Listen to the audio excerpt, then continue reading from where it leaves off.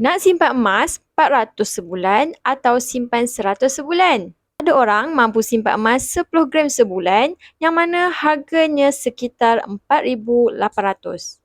Tapi ada orang tak mampu. Mereka hanya mampu menabung sekitar RM100 sahaja sebulan. Tak ada masalah tuan-puan kerana kita boleh menabung ikut bajet masing-masing.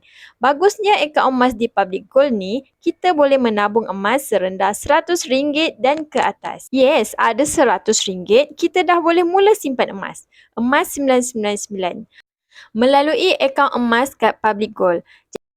Jadi, kat sini semua orang boleh menyimpan emas di akaun emas Gap Public Gold. Tak kisahlah tuan-puan student ke, perempuan yang dah bekerja ke, apa-apa kerja sekalipun, kita boleh menabung emas dengan akaun Gap Public Gold. Sebab apa tuan-puan? Sebab mampu milik. Dengan harga RM100 sahaja, kita dah pun boleh menabung dalam bentuk emas. Jadi tuan-puan, rugi kalau tuan-puan tak gunakan peluang ni untuk kita sama-sama ada simpanan dalam bentuk emas iaitu emas 999 untuk kegunaan kita di masa akan datang.